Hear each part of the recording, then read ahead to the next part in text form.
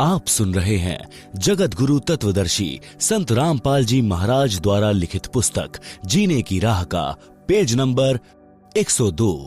शब्दार्थ।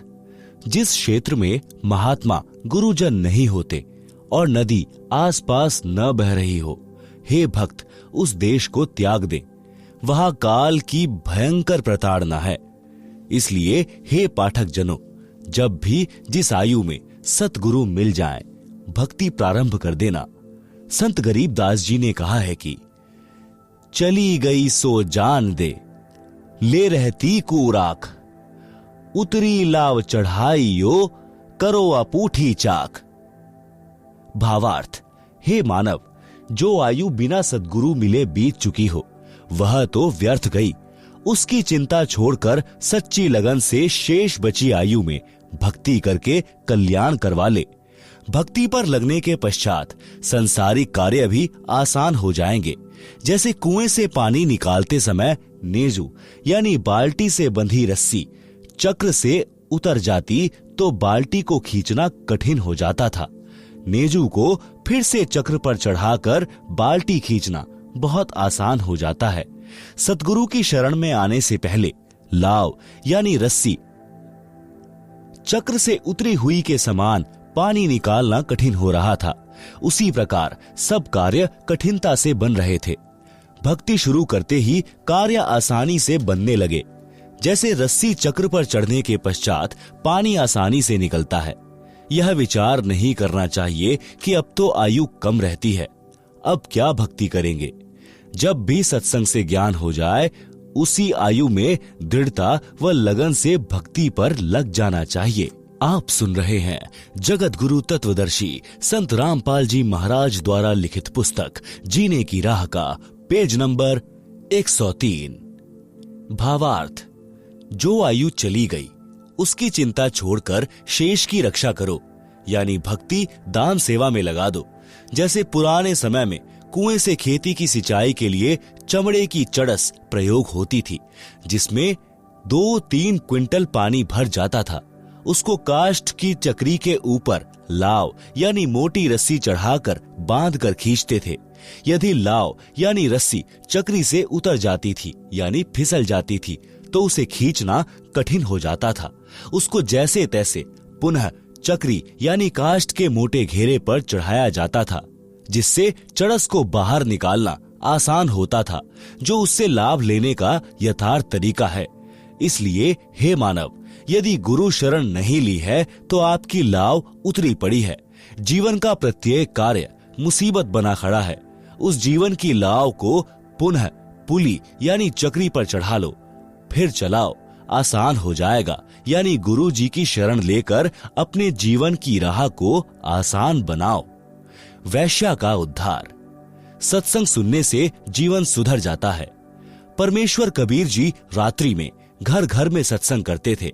दिन में अपने निर्वाह के लिए सब श्रोता तथा कबीर जी कार्य करते थे। एक रात्रि में सत्संग चल रहा था।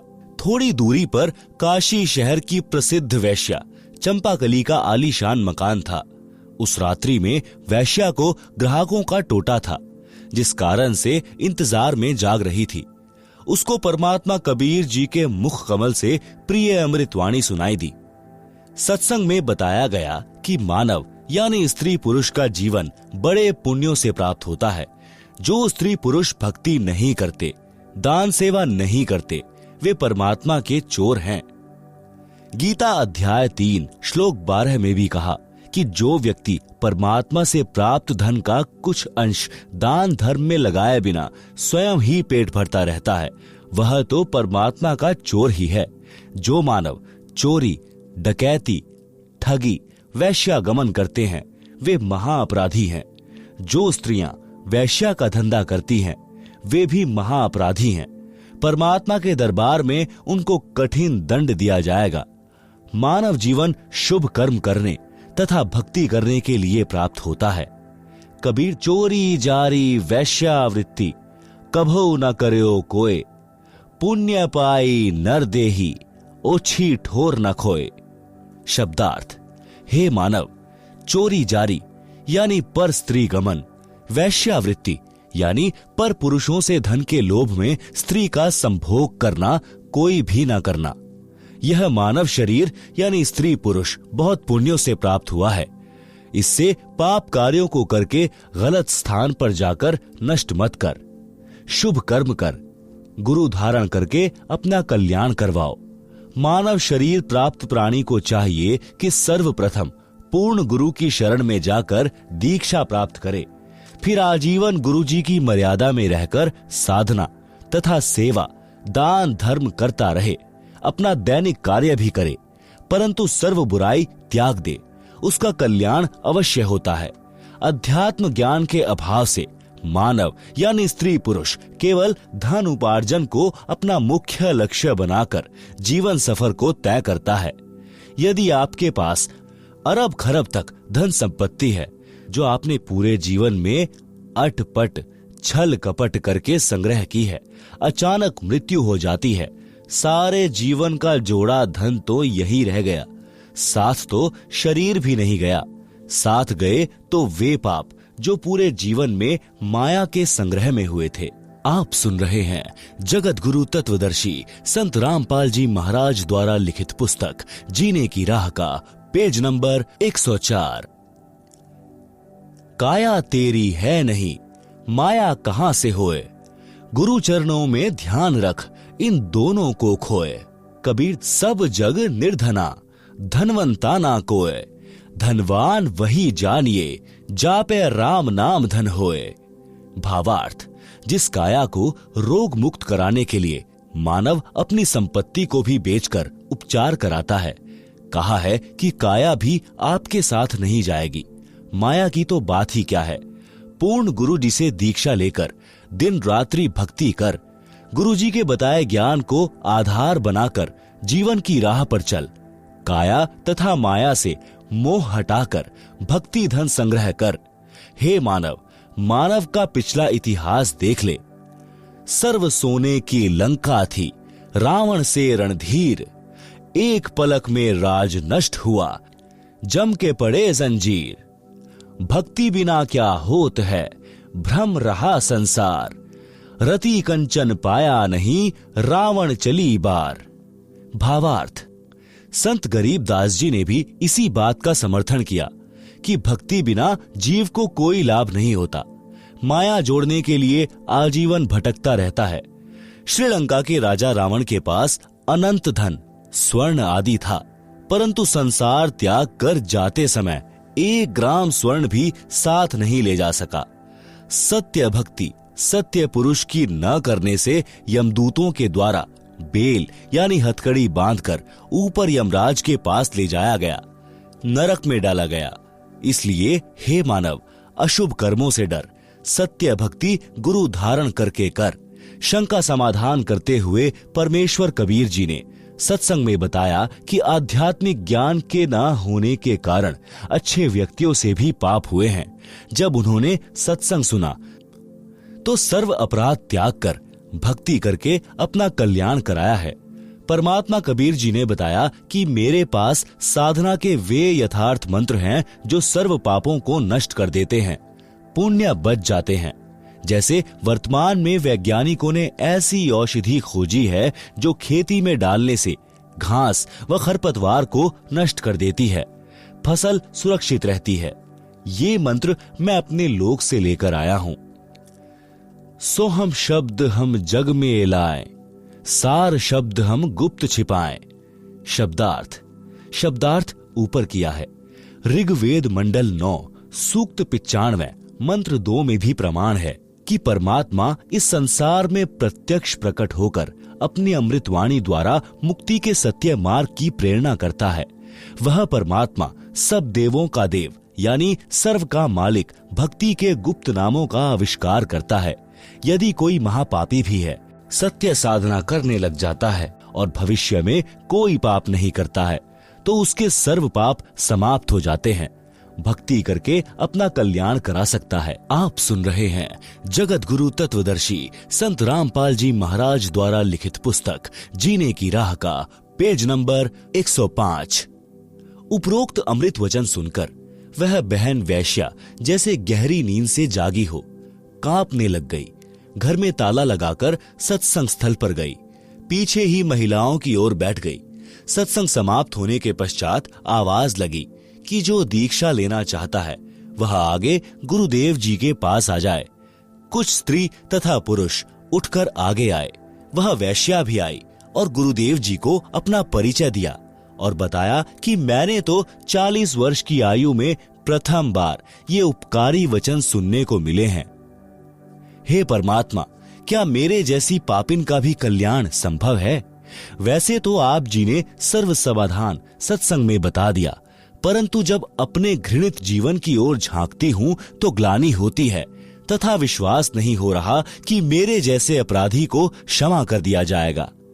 परमेश्वर कबीर जी ने कहा कि जब ही सत्य नाम हृदय धरा, भयो पाप को नाश, जैसे चिनंगी अग्नि की पड़े पुराने घास। भावार्थ, जैसे करोड़ टन सूखे घास का ढेर लगा हो, यदि उसमें एक तीली माचिस की जलाकर डाल दी जाए तो उस घास को राख बना देती है। फिर हवा चलेगी जो उस राख को भी उड़ाकर ले जाएगी। काम तमाम हुआ। इसी प्रकार करोड़ों जन्मों के भी पाप क्यों ना हो, मेरे सच्चे मंत्र का जाप उसे जलाकर राख कर देगा। भविष्य में कोई गलती ना करना, कल्याण हो जाएगा। यजुर्वेद के अध्याय 8 मंत्र 13 में भी यही प्रमाण है कि परमात्मा अपने भक्त एन सह घोर पापों का नाश कर देता है, जीव का कल्याण कर देता है। उस बहन ने पाप का कार्य यानी वैश्या का धंधा त्याग दिया। परमात्मा कबीर जी से दीक्षा लेकर मर्यादा का पालन करते हुए आजीवन साधना करके चंपाकली ने मोक्ष प्राप्त किया। रंका बंका की कथा। परमेश्वर कबीर जी से चंपाकली ने पूछा कि हे भगवान, इस पाप की संपत्ति और रुपए का क्या करूं? परमेश्वर कबीर जी ने कहा कि बेटी, इस नरक के धन को दान कर दे। घर पर जाकर चंपाकली ने विचार किया कि यदि सर्वधन दान कर दिया तो खाऊंगी क्या? कोई कार्य और है नहीं। चंपाकली सत्संग में अधिक समय जाने लगी। एक दिन सत्संग में बताया गया कि रंका यानी पुरुष तथा बंका यानी स्त्री परमात्मा के परम भक्त थे। तत्व ज्ञान को ठीक से समझा था, उसी आधार से अपना जीवन यापन कर रहे थे। उनकी एक बेटी थी जिसका नाम अंबिका था। अंबिका को अंबिका कहते थे। एक दिन नामदेव भक्त ने अपने गुरुजी से कहा कि गुरुदेव, आपके भक्त रंका व बंका बहुत निर्धन हैं। आप उन्हें कुछ धन दे दो तो उनको जंगल से लकड़ियां लाकर शहर में बेचकर निर्वाह न करना पड़े। दोनों जंगल में जाते हैं, लकड़ियां चुग कर लाते हैं। भोजन का काम कठिनता से चलता है। गुरुदेव बोले, भाई, मैंने कई बार धन देने की कोशिश की है, परंतु ये सब दान कर देते हैं। 2-3 बार तो मैं स्वयं वेश बदलकर लकड़ी खरीदने वाला बनकर गया हूं। उनकी लकड़ियों की कीमत अन्य से 100 गुना अधिक दी थी। उनकी लकड़ियां प्रतिदिन 2-2 आना की बिकती थी। मैंने 10 रुपए में खरीदी थी। उन्होंने 4 आना रखकर शेष रुपए मेरे को सत्संग में दान कर दिए। अब आप बताओ कि कैसे धन दूं? भक्त नामदेव जी ने फिर आग्रह किया कि अब की बार धन देकर देखो, अवश्य लेंगे। गुरु तथा नामदेव जी उस रास्ते पर गए जिस रास्ते से रंका बंका लकड़ी लेकर जंगल से आते थे। गुरुजी ने रास्ते में सोने यानी गोल्ड के बहुत सारे आभूषण डाल दिए जो लाखों रुपए की कीमत के थे। नामदेव तथा गुरुदेव एक झाड़ के पीछे छिपकर खड़े हो गए।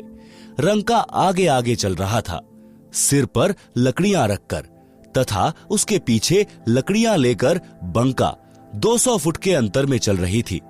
भक्त रंका जी ने देखा कि स्वर्ण आभूषण बेशकीमती हैं और बंका नारी जाती है। कहीं आभूषणों को देखकर लालच आ जाए और अपना धर्म कर्म खराब कर ले, इसलिए पैरों से उन आभूषणों पर मिट्टी डालने लगा। भक्तमती बंका भी पूरे गुरु की चेली थी। उसने देखा कि पति देव गहनों पर मिट्टी डाल रहा है। उद्देश्य भी जान गई। आवाज लगाकर बोली कि चलो भक्त जी, क्यों मिट्टी पर मिट्टी डाल रहे हो? बंका जी समझ गए कि इरादे की पक्की है, कच्ची नहीं है। दोनों उस लाखों के धन का उल्लंघन करके नगर को चले गए। गुरुजी ने कहा कि देख लिया भक्त नामदेव जी, भक्त हो तो ऐसे। आप सुन रहे हैं जगत गुरु तत्वदर्शी संत रामपाल जी महाराज द्वारा लिखित पुस्तक जीने की राह का पेज नंबर 106। एक दिन शाम 4 बजे गुरुजी सत्संग कर रहे थे। सत्संग स्थल रंका जी की झोपड़ी से 4 एकड़ की दूरी पर था। रंका तथा बंका दोनों सत्संग सुनने गए हुए थे। उनकी बेटी अंबिका आयु 19 वर्ष झोपड़ी के बाहर चारपाई पर बैठी थी। झोपड़ी में आग लग गई, सब सामान जल गया। अंबिका दौड़ी दौड़ी आई और देखा कि सत्संग चल रहा था। गुरुजी सत्संग सुना रहे थे। श्रोता विशेष ध्यान से सत्संग सुनने में मग्न थे। शांति छाई थी। अंबिका ने जोर जोर से कहा कि माताजी, झोपड़ी में आग लग गई, सब सामान जल गया। माता बंकी उठी और बेटी को एक ओर ले गई और पूछा कि क्या बचा है। बेटी अंबिका ने बताया कि एक चारपाई बाहर थी, वही बची है। भक्त रंका भी उठकर आ गया था। दोनों ने कहा कि बेटी, उस चारपाई को भी आग के हवाले करके आ जा, सत्संग सुन ले। झोपड़ी नहीं होती तो आग नहीं लगती, आग नहीं लगती तो सत्संग के वचनों का आनंद भंग नहीं होता। अंबिका गई और चारपाई को झोपड़ी वाली आग में डालकर सत्संग सुनने आ गई। सत्संग के पश्चात घर गए। उस समय का खाना सत्संग में लंगर में खा लिया था। रात्रि में जली झोपड़ी के पास एक पेड़ के नीचे बिना बिछाए सो गए। भक्ति करने के लिए वक्त से उठे तो उनके ऊपर सुंदर झोपड़ी थी तथा सर्व बर्तन तथा आटा दाल आदि आदि मिट्टी के घड़ों में भरा था। उसी समय आकाशवाणी हुई कि भक्त परिवार, यह परमात्मा की मेहर है, आप इस झोपड़ी में रहो, यह आज्ञा है गुरुदेव की। तीनों प्राणियों ने कहा कि जो आज्ञा गुरुदेव। सूर्योदय हुआ तो नगर के व्यक्ति देखकर आश्चर्यचकित रह गए कि जो झोपड़ी दूसरे वृक्ष के साथ डली थी उस पुरानी की राख पड़ी थी। नई झोपड़ी 1 सप्ताह से पहले बन नहीं सकती थी। सबने कहा कि यह तो इनके गुरुजी का चमत्कार है। नगर के लोग देखें और गुरुजी से दीक्षा लेने का संकल्प करने लगे। हजारों नगरवासियों ने दीक्षा ली।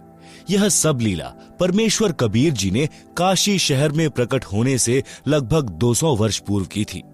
उस समय भक्त नामदेव जी को भी शरण में लिया था। उपरोक्त कथा प्रसंग सुनकर भक्तमती चंपाकली के मन का भय समाप्त हो गया और सर्व संपत्ति तथा धन परमात्मा कबीर गुरुजी को समर्पित कर दिया। परमात्मा ने कहा कि बेटी, जब तू ही मेरी हो गई तो संपत्ति तो अपने आप ही मेरी हो गई। इस मेरी संपत्ति को उतनी रख ले जितने में तेरा निर्वाह चले, शेष दान करती रह। भक्तमती चंपाकली ने वैसा ही किया। मकान रख लिया और अधिकतर रुपए गुरुजी की आज्ञा अनुसार भोजन भंडारे यानी लंगर में दान कर दिए। आप सुन रहे हैं जगत गुरु तत्वदर्शी संत रामपाल जी महाराज द्वारा लिखित पुस्तक जीने की राह का पेज नंबर 107। कबीर जी द्वारा शिष्यों की परीक्षा लेना। बंदी छोड़ कबीर परमेश्वर जी द्वारा अनेकों अनहोनी लीलाएं करने से प्रभावित होकर 64 लाख शिष्य बने थे। परमेश्वर तो भूत भविष्य तथा वर्तमान की जानते हैं। उनको पता था कि ये सब चमत्कार देखकर तथा इनको मेरे आशीर्वाद से हुए भौतिक लाभों के कारण मेरी जय जयकार कर रहे हैं। इनको मुझ पर विश्वास नहीं है कि मैं परमात्मा हूं, परंतु देखा देखी कहते अवश्य है कि कबीर जी हमारे सद्गुरु जी तो स्वयं परमात्मा आए हैं। अपने लाभ भी बताते थे। एक दिन परमेश्वर कबीर जी ने शिष्यों की परीक्षा लेनी चाहिए कि देखूं तो कितने ज्ञान को समझे हैं। यदि इनको विश्वास ही नहीं है तो ये मोक्ष के अधिकारी नहीं है, ये तो मेरे सिर पर व्यर्थ का भार है। यह विचार करके एक योजना बनाई। अपने परम शिष्य रविदास से कहा कि एक हाथी किराए पर लाओ। काशी नगर में एक सुंदर वैश्या थी। उसके मकान से थोड़ी दूरी पर किसी कबीर जी के भक्त का मकान था। कबीर जी उसके आंगन में रात्रि के समय सत्संग कर रहे थे। उसी दिन उस वैश्या के पास भी ग्राहक नहीं थे। सत्संग के वचन सुनने के लिए वह अपने मकान की छत पर कुर्सी लेकर बैठ गई। पूर्ण रात्रि सत्संग सुना और उठकर सत्संग स्थल पर गई। तथा परमात्मा कबीर जी को अपना परिचय दिया तथा कहा कि गुरुजी, क्या मेरे जैसी पापिनी का भी उद्धार हो सकता है? मैंने अपने जीवन में प्रथम बार आत्म कल्याण की बातें सुनी हैं।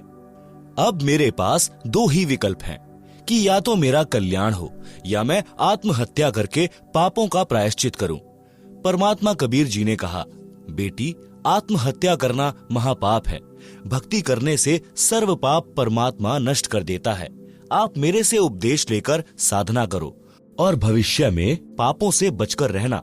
उस बहन ने प्रतिज्ञा की और परमात्मा कबीर जी से दीक्षा लेकर भक्ति करने लगी तथा जहां भी प्रभु कबीर जी सत्संग करते वहीं सत्संग सुनने जाने लगी, जिस कारण से कबीर जी के भक्तों को उसका सत्संग में आना अच्छा नहीं लगता था।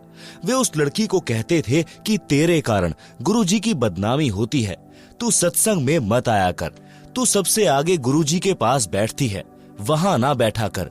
लड़की ने ये बातें गुरु कबीर जी को बताई और फूट फूट कर रोने लगी।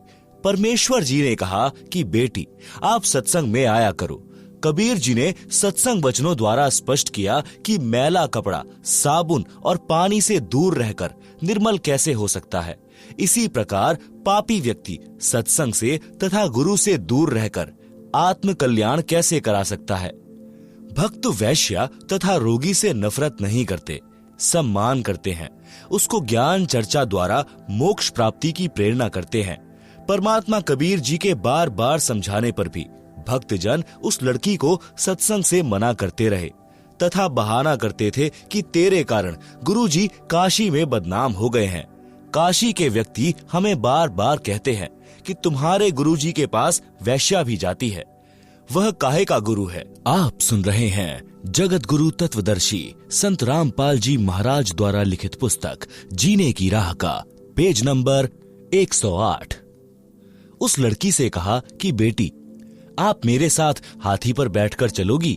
लड़की ने कहा, जो आज्ञा गुरुदेव। अगले दिन सुबह लगभग 10 बजे हाथी के ऊपर तीनों सवार होकर काशी नगर के मुख्य बाजार में से गुजरने लगे। संत रविदास जी हाथी को चला रहे थे। लड़की रविदास जी के पीछे, कबीर जी के आगे, यानी दोनों के बीच में बैठी थी। कबीर जी ने एक बोतल में गंगा का पानी भर लिया। उस बोतल को मुख से लगाकर घूंट घूंट कर पी रहे थे।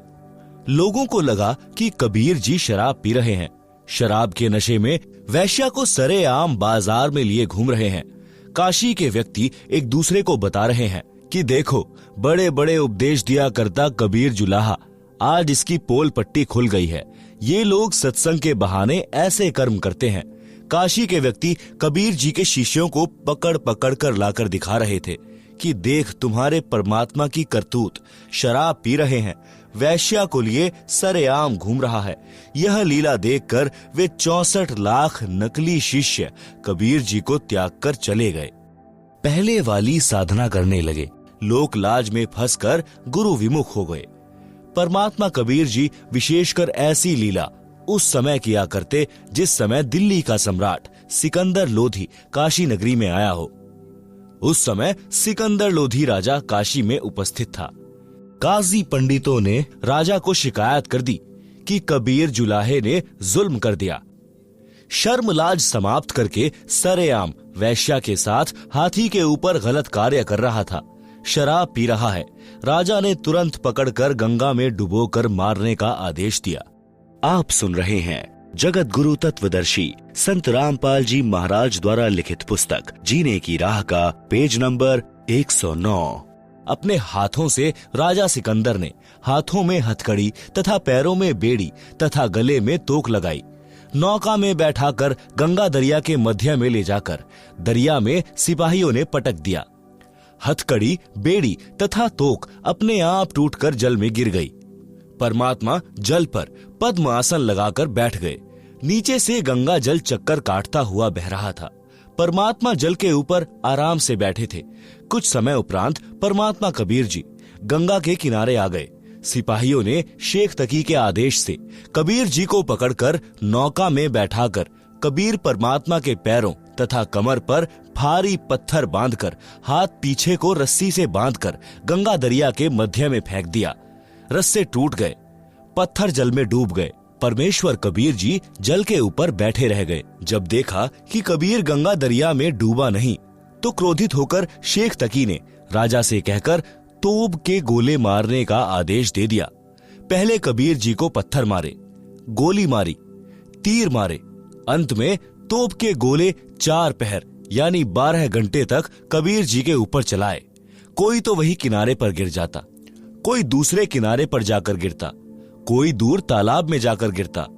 एक भी गोला, पत्थर, बंदूक की गोली या तीर परमेश्वर कबीर जी के आसपास भी नहीं गया।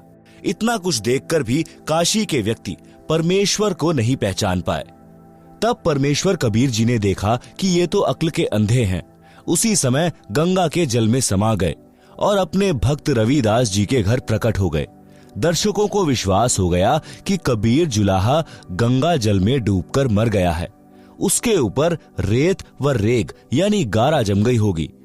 सब खुशी मनाते हुए, नाचते कूदते हुए नगर को चल पड़े।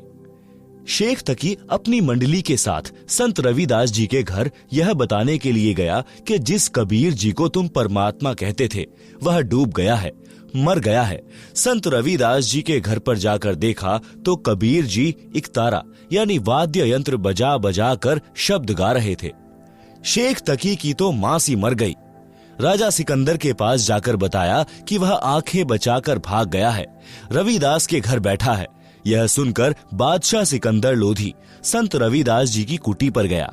परमात्मा कबीर जी वहां से अंतर ध्यान होकर गंगा दरिया के मध्य में जल के ऊपर समाधि लगाकर जैसे जमीन पर बैठते हैं ऐसे बैठ गए। रविदास जी से पूछा कि कबीर जी कहां पर हैं?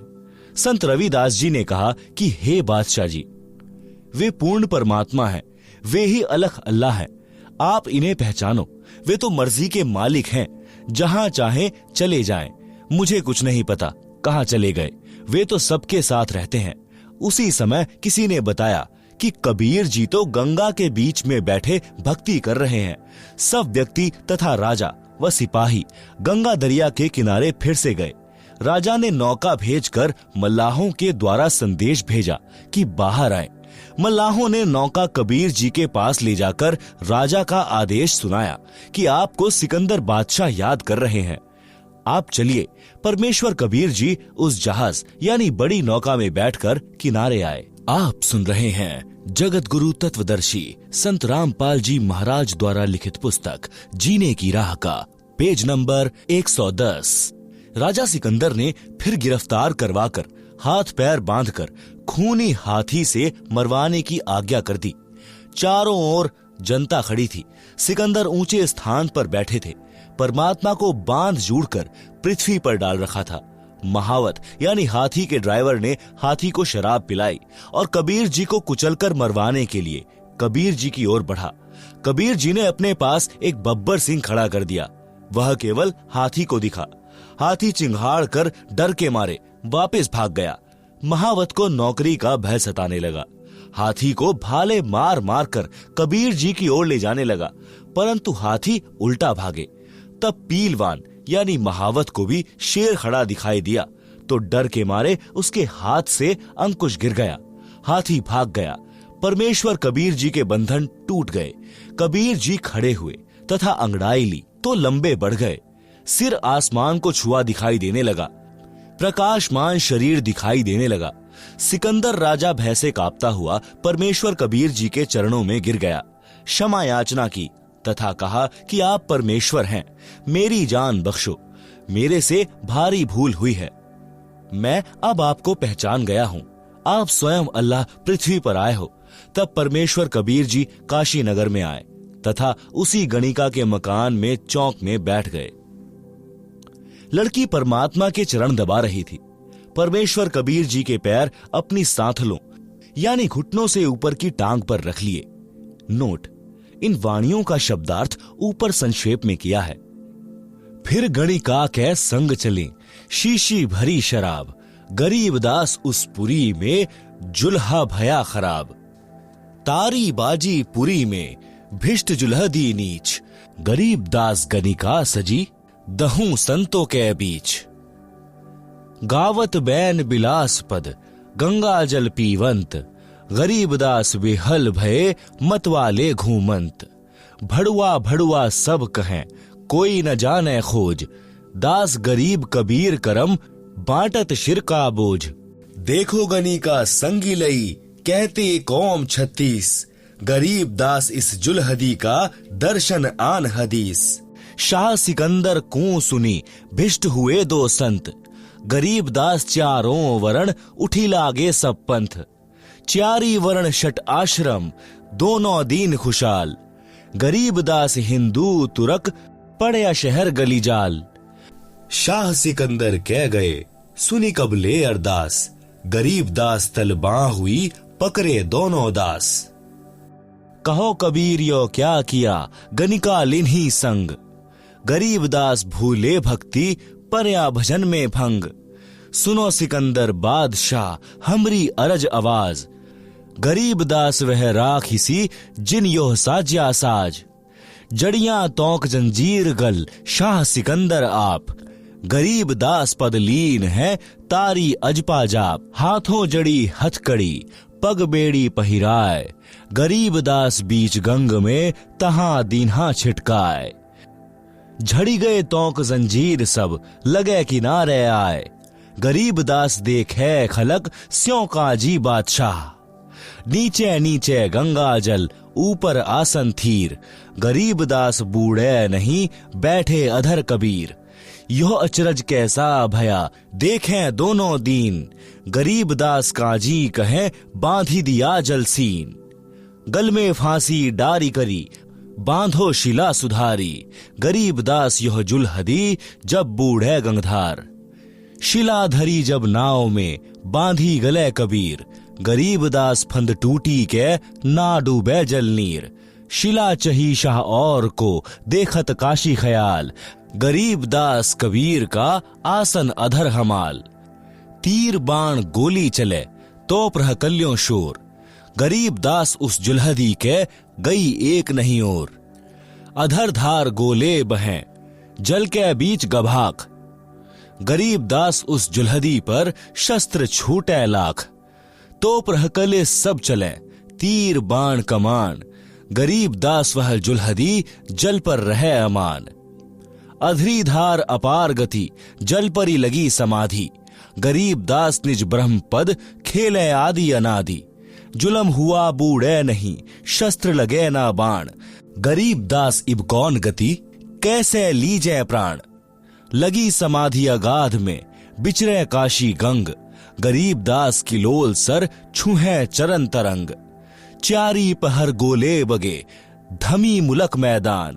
गरीब दास पोखर सुखे रहे कबीर अमान।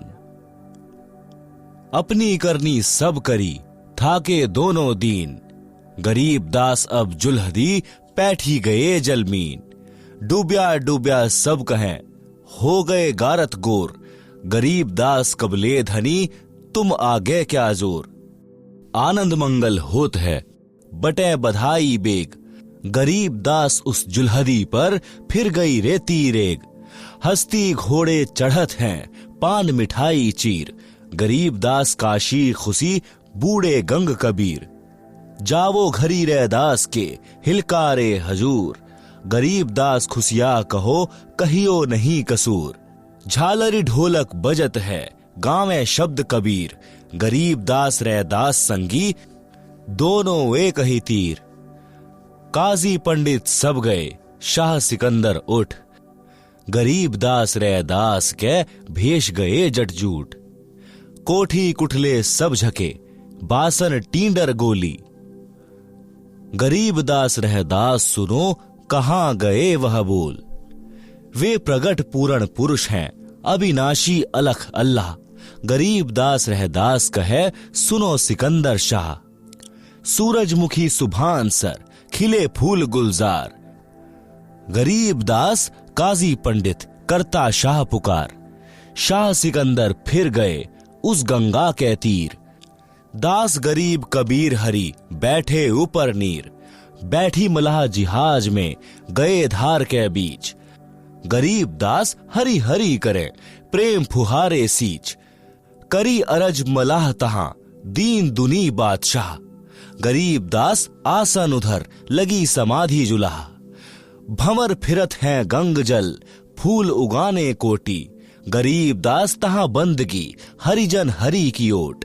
संकल सीढ़ी लाय करी उतरे तहां मलाह। गरीब दास हम बंदगी याद किए बादशाह। बैठ कबीर जहाज में आए गंगा घाट। गरीब दास काशी थकी हांडे बहु विधि बाट। आप सुन रहे हैं जगत गुरु तत्वदर्शी संत रामपाल जी महाराज द्वारा लिखित पुस्तक जीने की राह का पेज नंबर 111। शब्दार्थ वाणी नंबर 726 से 730 का शब्दार्थ। परमात्मा कबीर जी ने शिष्यों की परीक्षा लेने के उद्देश्य से एक शीशी में गंगा दरिया का जल भर लिया। काशी शहर की प्रसिद्ध वैश्या और रविदास संत जी के साथ किराए के हाथी पर चढ़कर काशी शहर के मुख्य बाजार की गलियों में घूमने लगे। शीशी से मुख लगाकर जल पी रहे थे, परंतु अदा कर रहे थे जैसे शराब पी रहे हैं। रविदास जी हाथी को चला रहे थे, पीछे वैश्या बैठी थी। वैश्या के पीछे कबीर जी वैश्या के गले में हाथ डालकर आशिक की तरह अभिनय कर रहे थे। काशी शहर के व्यक्ति यह सब देखकर हाथों से तालियां बजाने लगे और कहने लगे कि देखो, कबीर नीच जुलाहा वैश्या को साथ लेकर शराब के नशे में वैश्या के गले में हाथ डालकर मतवाला होकर घूम रहा है। परमात्मा कबीर जी भक्ति के शब्द कविता गा रहे थे और झूम रहे थे। जनता समझ रही थी कि गाने गा रहा है। अभद्र तरीके से वैश्या से लिपटा बैठा है। इसने लोक लाज भी उतार दी है। काशी नगर के सब नागरिक कबीर जी को भड़वा भड़वा यानी व्यभिचारी व्यभिचारी कहने लगे, परंतु इस राज को कोई नहीं समझ पा रहा था कि परमात्मा कबीर जी सतगुरु रूप में अनेकों शिष्यों को दीक्षा दे चुके थे। उनके पापों का भार अपने सिर पर ले रखा था। शिष्य गुरु आज्ञा का पालन नहीं कर रहे थे, उनके भार से मुक्त हो रहे थे। शिष्यगण यह लीला देखकर नाम दीक्षा त्याग कर कबीर जी से दूर हो गए। उनके सत्संग विचार भी सुनने के लिए सत्संग जाना भी त्याग दिया। जितने शिष्यों ने नाम त्यागा, उनका भार कबीर जी के सिर से उतर गया। काशी शहर के 36 बिरादरी के व्यक्ति कह रहे थे कि देखो, गणिक यानी वैश्या को साथ लेकर चल रहा है। इस जुलाहे कबीर के दर्शन से भी पाप लगता है। आप सुन रहे हैं जगत गुरु तत्वदर्शी संत रामपाल जी महाराज द्वारा लिखित पुस्तक जीने की राह का पेज नंबर 112 है। वाणी नंबर 731 से 754 का शब्दार्थ। उन दिनों में दिल्ली का राजा सिकंदर लोधी काशी में ठहरा हुआ था, क्योंकि वह पूरे पुराने भारत का सम्राट था। उसके अधीन छोटे राज्य भी थे। काशी नगर का नरेश बीरदेव सिंह बघेल भी सिकंदर के अधीन था। परमात्मा कबीर जी भी अनोखी लीला उसी समय किया करते थे जिस समय दिल्ली का राजा सिकंदर काशी शहर में आया हो। परमेश्वर तो जानते हैं कि जितने भी मानव जिस जिस धर्म के हैं तथा अन्य जीव सब उसी के अपने बच्चे हैं, उन्हीं के वचन से उत्पन्न हैं। पिता होने के नाते परमेश्वर कबीर जी भी अपने बच्चों को काल ब्रह्म के चंगुल से निकालने के लिए प्रयत्न करते रहते हैं। परमेश्वर कबीर जी चाहते थे कि किसी तरह सिकंदर को मेरे सामर्थ्य का पता चल जाए और यह अपने राज वाले क्षेत्र में मेरे सत्य ज्ञान के प्रचार में सहयोग करे तथा अपना भी कल्याण करवाए। भारत में हिंदू गुरु ब्राह्मणों तथा मुसलमान काजी मुल्लाओं की आपस में कभी नहीं बनती थी। धर्म के नाम पर झगड़ा खड़ा किए रहते थे, परंतु जब कबीर जी की त्रुटि उन्हें मिल जाती तो सब एक होकर कबीर जी का जोरदार विरोध करते थे। कारण यह था कि परमात्मा कबीर जी दोनों धर्मों के प्रचारकों के ज्ञान को गलत सिद्ध करते थे। कहते थे कि इन धर्म प्रचारकों को अपने धर्म ग्रंथों का भी ज्ञान नहीं है। सब के सब शास्त्रों के विरुद्ध ज्ञान व भक्ति बताते हैं, जिस कारण से साधकों को कोई अध्यात्म लाभ परमात्मा की ओर से नहीं मिल रहा है। कबीर जी से दीक्षा लेने वालों को तुरंत लाभ मिलता था। यही कारण था कि उस समय परमात्मा कबीर जी के 64 लाख शिष्य हो गए थे। सब महादुखी थे। दीक्षा व आशीर्वाद से सबका कष्ट नष्ट होकर सब सुखी हो गए थे। कबीर जी के अनुयायी हिंदू तथा मुसलमान दोनों ही बहुसंख्या में बन रहे थे, जिस कारण से वे धर्म प्रचारक यानी धर्म गुरु कबीर जी से घोर ईर्ष्या रखते थे। इस घटना से उनको पंख लग गए। विचार किया कि दिल्ली का सम्राट भी आया है, आज इस जुलाहे को मौत की सजा दिलाएंगे। यह विचार करके हजारों की संख्या में दोनों धर्मों के व्यक्ति राजा सिकंदर के पास विश्राम गृह में गए। कारण का पता लगने पर राजा सिकंदर ने जनता को प्रसन्न करने के लिए कहा कि अभी गिरफ्तार करवाकर उस कबीर को मौत के घाट उतारता हूँ। संत रविदास जी तथा परमात्मा कबीर जी दोनों को पुलिस पकड़ लाई। संत रविदास जी को तो छोड़ दिया, क्योंकि कबीर जी ने सब अपनी गलती मानी थी। कहा था कि न रविदास जी का दोष है न गणिका का, सब कुछ मैंने किया है। आप सुन रहे हैं जगत गुरु तत्वदर्शी संत रामपाल जी महाराज द्वारा लिखित पुस्तक जीने की राह का पेज नंबर 113। सिकंदर लोधी का असाध्य रोग परमेश्वर कबीर जी के आशीर्वाद से समाप्त हुआ था। कमाल लड़के को तथा कमाली लड़की को तथा स्वामी रामानंद को, जिसकी हत्या सिकंदर लोधी राजा ने की थी, राजा के सामने मुर्दों को जीवित किया था। राजा सिकंदर भी कबीर जी को गुरु मानता था, परंतु अधिक जनता को देखकर तथा अक्षम्य अपराध मानकर कानून व्यवस्था राज में बनाए रखने के उद्देश्य से सिकंदर ने कबीर जी को गिरफ्तार करवाया। फिर भी कुछ गुरु मर्यादा का ध्यान रखते हुए प्रश्न किया कि हे कबीर जी, आप इतने नेक विचारों वाले थे, यह क्या कर बैठे? आपने वैश्या को साथ लिया, आप भक्ति भूल गए, आपका भजन यानी नाम खंड हो गया, भक्ति का नाश कर लिया। कबीर जी ने उत्तर दिया कि हे सिकंदर बादशाह, आपके प्रश्न का उत्तर सुनो। जिस परमेश्वर ने सब ब्रह्मांडों को बनाकर सुरक्षित रखा है, वह मेरी भी रक्षा करेगा। सिकंदर लोधी राजा ने जनता को शांत करने के उद्देश्य से अपने हाथों से कबीर परमेश्वर के हाथों में हथकड़ी, पैरों में बेड़ी, गले में तोक पहनाकर गंगा दरिया के मध्य में डालकर मारने का आदेश सुना दिया। राजा के आदेशानुसार कबीर जी को गंगा नदी के मध्य में नौका के द्वारा ले जाकर जल में डाल दिया। परमेश्वर कबीर जी के हाथों की हथकड़ी, पैरों की बेड़ी तथा गले की तोक वाली जंजीर टूटकर जल में गिर गई और परमात्मा कबीर जी जल के ऊपर बैठे रहे। यह देखकर काजियों ने कहा कि कुछ इसने जादू तंत्र करके जल को बांध दिया है, इस कारण से नहीं डूब रहा। कुछ समय तक जल पर बैठे रहे, फिर गंगा नदी के किनारे की ओर उसी स्थान पर आ गए जिस स्थान से नौका में बैठा कर ले गए थे। उस स्थान पर यानी गंगा दरिया के किनारे पर कई हजार व्यक्ति देखने के लिए उपस्थित थे। राजा सिकंदर भी उपस्थित था। काजी व मुल्ला तथा ब्राह्मणों ने विचार करके राजा से कहा कि इसके गले में पत्थर की भारी वजन वाली शिला बांधकर दरिया के मध्य डाला जाए, यह तब डूबेगा। नौका में कबीर जी को बैठाकर गले में लोहे की मोटी जंजीर से पत्थर की भारी शिला बांधकर गंगा नदी के मध्य में जल में पटक दिया। जंजीर टूट गई। पत्थर की शिला जल के ऊपर तैरती हुई तेजी से चलकर सिकंदर राजा की ओर आई।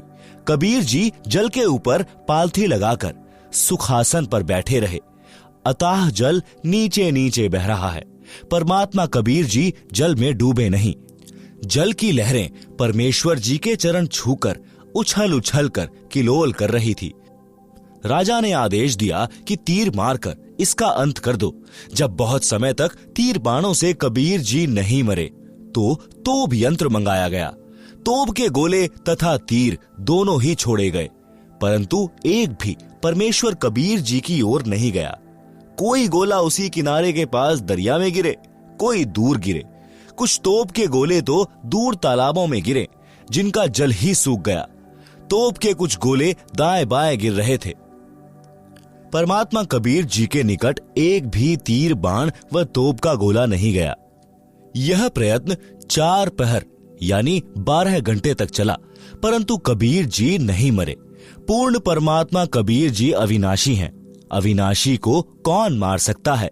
वे जनता को लीला के माध्यम से अपना सामर्थ्य दिखा रहे थे, परंतु काल ब्रह्म ने बुद्धि हर रखी थी। किसी के भी विचार में यह बात नहीं आई कि यह सामान्य व्यक्ति नहीं है।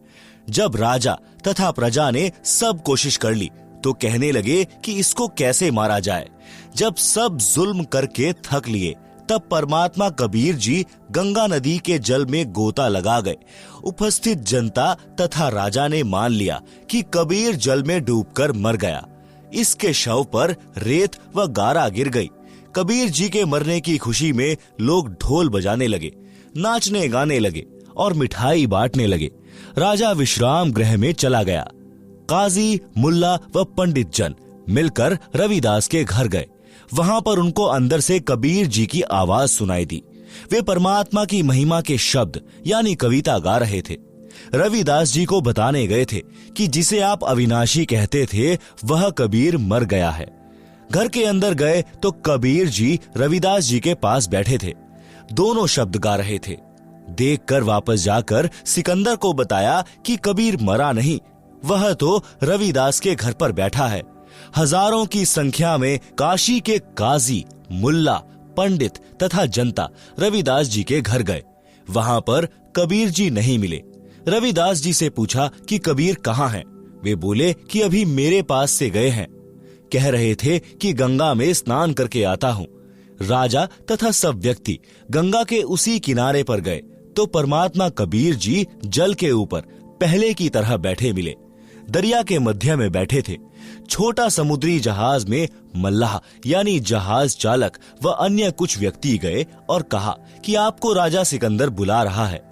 जहाज से सीढ़ी जंजीरों से बांधकर जल में लटकाई।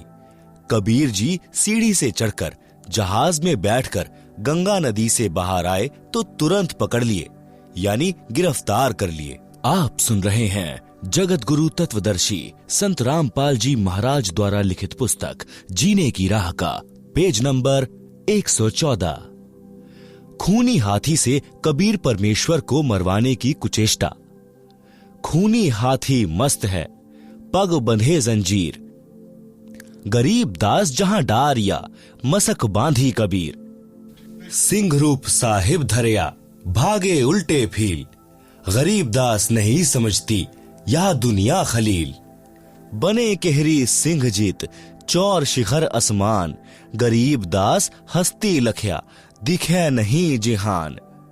कूटे शीश महावत, अंकुश शीर गरगाप। गरीब दास उल्टा भगे, तारी दीजे थाप।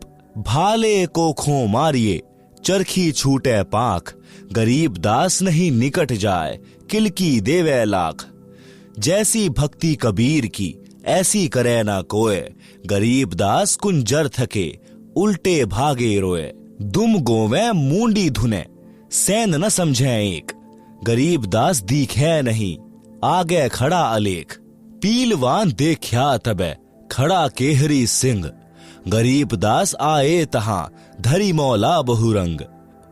उतरे मौला अरस्ते, भाव भक्ति के हेत। गरीब दास तब शाह लखे, कबीर पुरुष सहेत। लीला की कबीर ने, दो रूप में रहे दीस। दास गरीब कबीर के, पास खड़े जगदीश। जंभाई अंगड़ाइयां, लंबे भय दयाल। गरीब दास उस शाह को, मानो दर्शा काल। कोटि चंद्र शशिभान मुख, गिरद कुंड दुमलील। गरीब दास तहां न टिके, भागी गए रणफील। नयन लाल भौपीत हैं, डूंगर नख पहाड़। गरीब दास उस शाह को, सिंह रूप दीदार। मस्तक शिखर स्वर्ग लग, दीरग देह बिलंद। गरीब दास हरि उतरे, काटन जम के फंद। गिरद नाभि निर्भय कला, दुदकारे नहीं कोय। गरीब दास त्रिलोकी में, गाज तास की होय।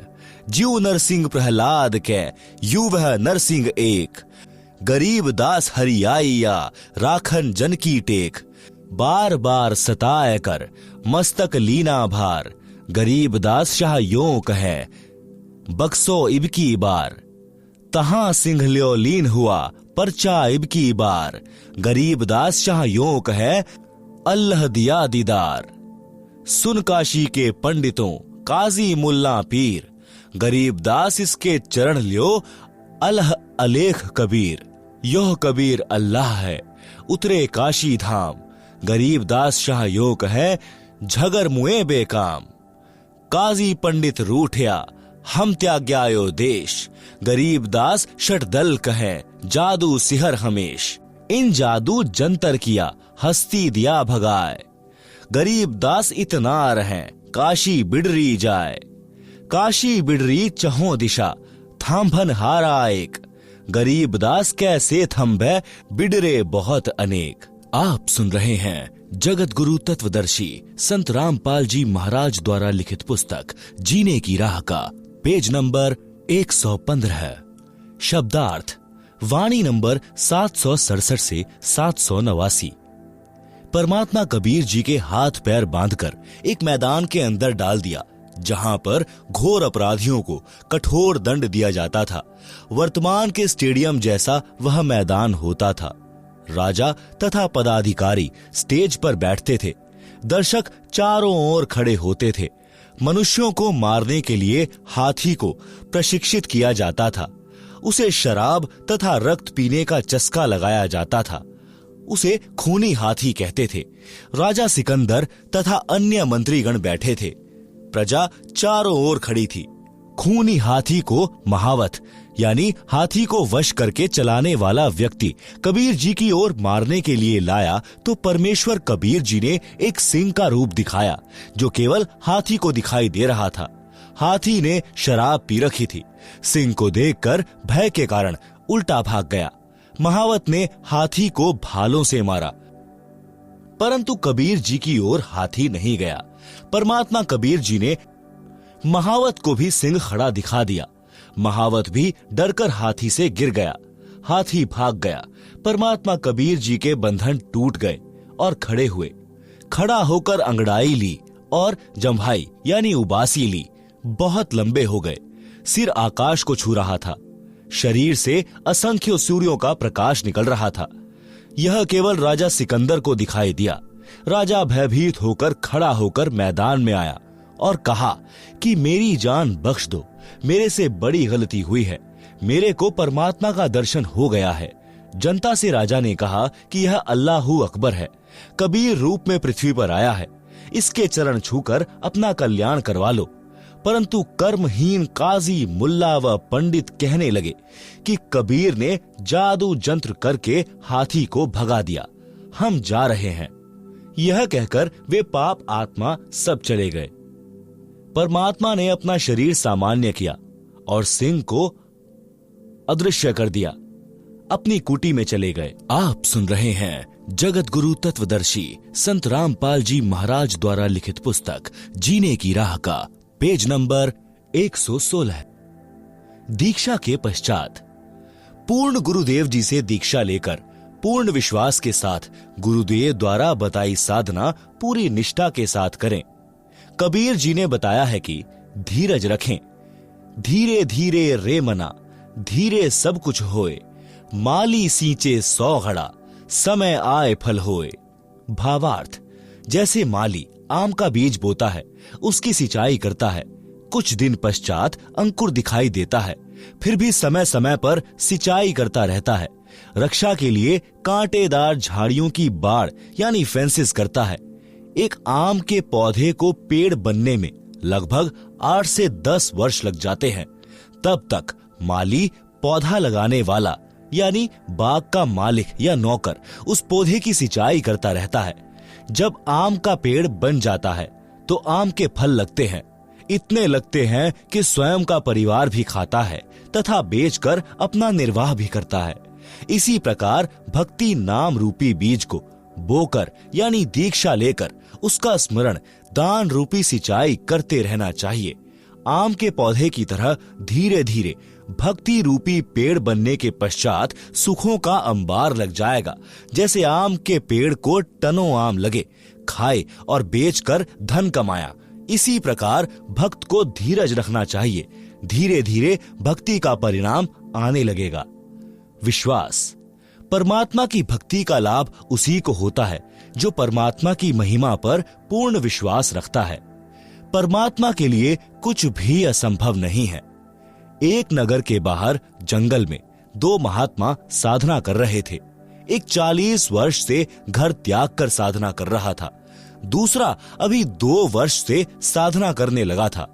परमात्मा के दरबार से एक देवदूत प्रतिदिन कुछ समय उन दोनों साधकों के पास व्यतीत करता था। दोनों साधकों के आश्रम गांव के पूर्व तथा पश्चिम में थे। बड़े का स्थान पश्चिम में तथा छोटे का स्थान गांव के पूर्व में जंगल में था। देवदूत प्रतिदिन 1-1 घंटा दोनों के पास बैठता, परमात्मा की चर्चा चलती, दोनों साधकों का अच्छा समय व्यतीत होता। एक दिन देवदूत ने भगवान विष्णु जी से कहा कि भगवान, कपिला नगरी के बाहर आपके 2 परम भक्त रहते हैं। श्री विष्णु जी ने कहा कि एक परम भक्त है, दूसरा तो बनावटी भक्त है। देवदूत ने विचार किया कि जो 40 वर्ष से साधना रत है वह पक्का भक्त होगा, क्योंकि लंबी लंबी दाढ़ी, सिर पर बड़ी जटा यानी केश है, और समय भी 40 वर्ष बहुत होता है। देवदूत बोला कि हे प्रभु, जो 40 वर्ष से आपकी भक्ति कर रहा है वह होगा परम भक्त। प्रभु ने कहा नहीं, दूसरा जो 2 वर्ष से साधना में लगा है। प्रभु ने कहा कि देवदूत, मेरी बात पर विश्वास नहीं हुआ। देवदूत बोला, प्रभु ऐसा नहीं है, परंतु मेरी तुच्छ बुद्धि यही मान रही है कि बड़ी आयु वाला भी अच्छा भक्त है। श्री विष्णु जी ने कहा कि कल आप देर से पृथ्वी पर जाना, दोनों ही देर से आने का कारण पूछेंगे तो आप बताना कि आज प्रभु जी ने हाथी को सुई के नाके से निकालना था, वह लीला देखकर आया हूँ, इसलिए आने में देर हो गई। जो उत्तर मिले उससे आपको भी पता लग जाएगा कि परम भक्त कौन है। पहले प्रतिदिन देवदूत सुबह 8 बजे के आसपास बड़े के पास जाता था और 10 बजे के आसपास छोटी आयु वाले के पास जाता था। अगले दिन बड़ी आयु वाले के पास दिन के 12 बजे पहुंचा।